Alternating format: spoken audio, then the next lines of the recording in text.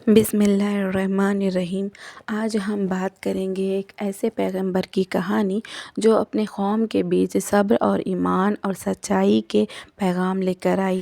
یہ ہے حضرت لوط علیہ السلام۔ لوط علیہ السلام ابراہیم علیہ السلام کے بھتیجے تھے۔ انہوں نے بچپن سے اپنے چچا ابراہیم علیہ السلام کے ساتھ حق کی دعوت سنی اور پوری ایمانداری کے ساتھ اللہ کے دین پر چلے۔ جب اللہ نے انہیں پیغمبری دی تو انہیں بھیجا ایک ایسی قوم کے پاس جو اپنی فطرت بدل دی تھی۔ یہ لوگ دنیا کے پہلی قوم تھی جو مردوں سے ناجائز تعلقات رکھتی تھی اور اس پر فخر کرتی تھی، اور انہیں شہروں میں فحش، ظلم اور بدتمیزی عام تھی۔ نہ انہیں شرم تھی نہ اللہ کا خوف۔ حضرت لوط علیہ السلام روز انہیں سمجھاتے، اپنی فطرت پر واپس آؤ، سیدھے راستہ اللہ سے ڈرو، لیکن وہ ہنستے، مذاق اڑاتے اور کہتے لوط کو نکال دو شہر سے، یہ تو بہت پاک بن رہے ہیں۔ عذاب کے وقت قریب آیا۔ لوط علیہ السلام نے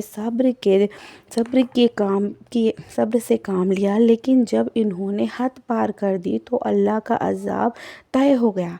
ایک دن 3 فرشتے خوبصورت جوان کی شکل میں آئے۔ پھر وہ حضرت ابراہیم علیہ السلام کے پاس گئے، پھر لوط علیہ السلام کے شہر آئے۔ لوط علیہ السلام نے مہمانوں کو دیکھا تو فکر میں پڑ گئے۔ انہوں نے کہا، یہ شہر بہت بگڑ گیا ہے، میں ڈرتا ہوں میری قوم ان کے ساتھ کچھ برا نہ کرے۔ مگر قوم کو خبر پہنچ گئی۔ وہ دوڑ کر آئے اور چلائے، لوط، مہمانوں کو ہمارے حوالے کر دو۔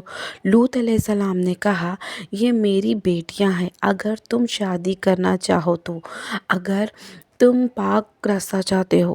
لیکن انہوں نے انکار کر دیا۔ فرشتوں کا پیغام تب فرشتے نے کہا، لوط، گھبرائیے نہیں، ہم اللہ کے فرشتے ہیں، رات کے وقت آپ کے گھر والوں کے ساتھ نکل جائیے اور پیچھے مڑ کر نہ دیکھیے، صبح ہونے سے پہلے عذاب آنے والا ہے۔ لوط علیہ السلام رات کے اندھیرے میں اپنی بیٹیوں کے ساتھ نکل گئے۔ ان کی بیوی نے ان کے ساتھ آنے سے انکار کر دیا، کیونکہ وہ بھی اس قوم کی کاموں میں راضی تھی۔ صبح کے وقت ہوا اور اچانک زمین ہلا دی گئی، شہر پلٹ دیا گیا اوپر سے نیچے کی اور پھر آسمانوں سے پتھروں کی بارش ہونے لگی، ایک کے بعد ایک پتھر، اور قوم کا نام مٹ گیا۔ دوستوں، یہ کہانی صرف اتہاس نہیں ہے، یہ ایک عبرت ہے۔ جب انسان اپنی فطرت سے دور ہو جاتا ہے اور پاپ میں فخر محسوس کرتا ہے تو اللہ کا عذاب نازل ہوتا ہے۔